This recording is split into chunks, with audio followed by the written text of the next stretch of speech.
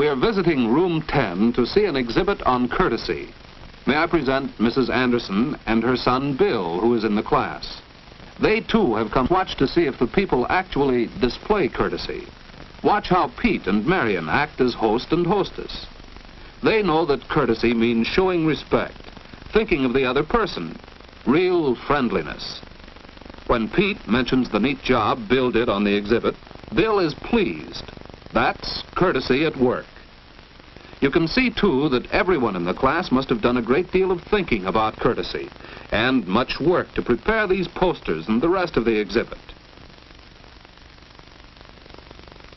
Bill is especially proud of his part in the exhibit. The artwork on this large poster, ways to show that we are thinking of other people. We help to make our meetings with other people courteous by using such words as please. Whenever we ask for anything, it shows our friendliness and courtesy if we ask with please. On the other hand, thank you is a simple way to repay those who do things for you. Another expression we need all the time is excuse me.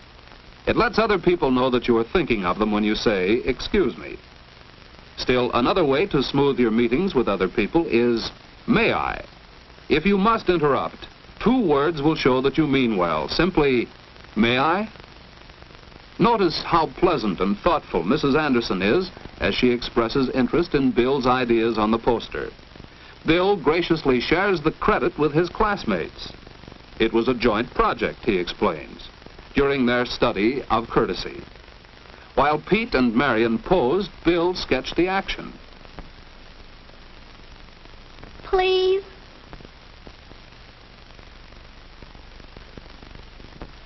With that sketch finished, ready for final artwork, Pete got ready to play the guest for the next pose. Marion was the hostess, offering him a cookie. Thank you.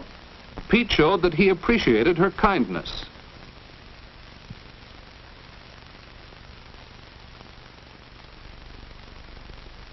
For the next demonstration, they needed another chair to make a sofa, and they needed a telephone. Joan played the other girl in conversation with Marion.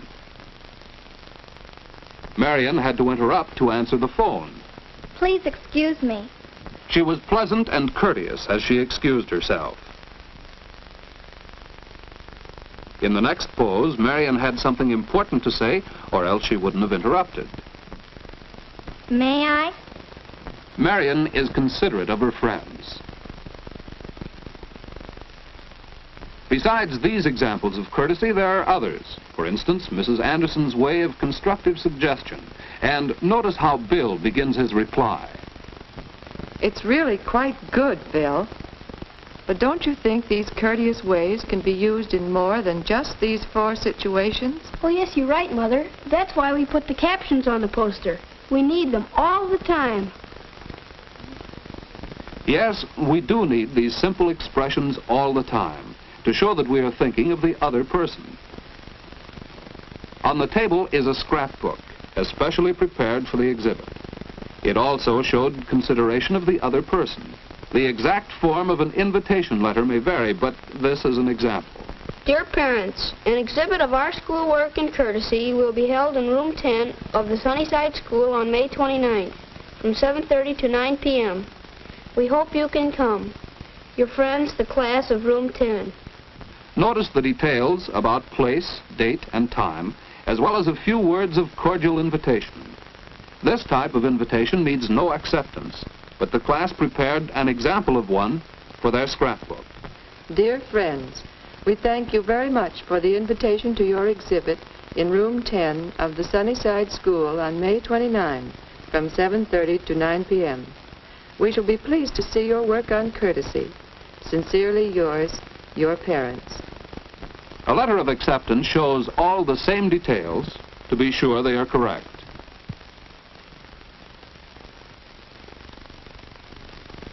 There is also a sample letter of regret stating why the person could not accept.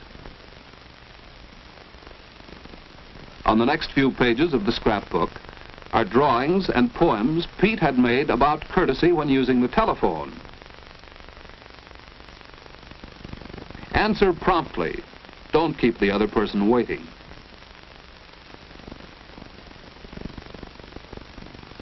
Friendliness is one of the main parts of courtesy.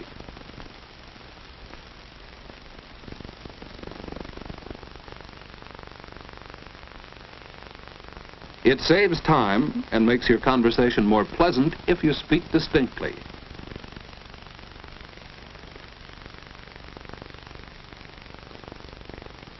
It's courteous to be brief. Someone else may want to use the telephone. So much for the scrapbook. Over here is a poster that another student made. Be a good listener. It pleases the speaker to know you are really interested in him. And then, too, you can learn much by listening carefully. Mrs. Anderson is being a good listener now, isn't she? And then there's the matter of introductions. How will Bill introduce his mother and his teacher? Mother, may I present Miss Barton, our teacher? See how Bill shows respect to his mother by mentioning her first. Because she is the older woman, he presents Miss Barton to her. And he helps their conversation get started by explaining who Miss Barton is. It's so nice to meet you, Mrs. Anderson. Bill has told me how much he enjoys your class. He's learned so much about courtesy. How did you teach him to make such a polite introduction? Perhaps Bill should explain that, Mrs. Anderson. Well, in our practice in class, we learned that introducing people was just a matter of showing respect. Marion, I'd like to introduce my friend Pete. Bill mentioned the girl's name first and showed respect by presenting the boy to her. You can mention either name first with two boys of the same age. Bill, this is Pete. Pete Dalton, Bill Anderson. How do you do, Bill? Hello, Pete. So the poster that grew out of this practice is included in the exhibit. And that's how the class learned that introductions are really easy. Just remember to show respect.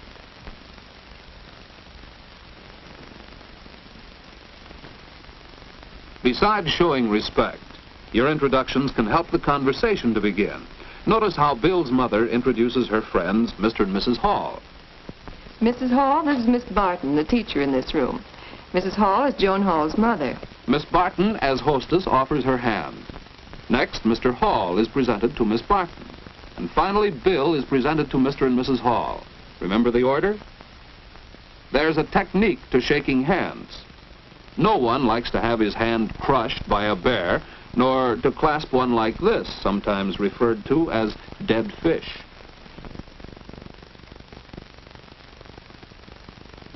And so the introductions have been completed, and the group settles down to friendly conversation. Well, it's time to go now. What have you seen here? That is, what have you seen besides the posters and scrapbooks of the exhibit?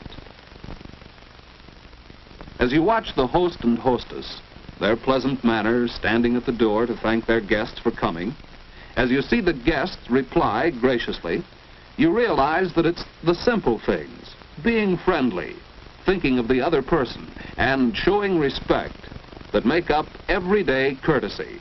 Real living courtesy has made the evening a pleasure and a success.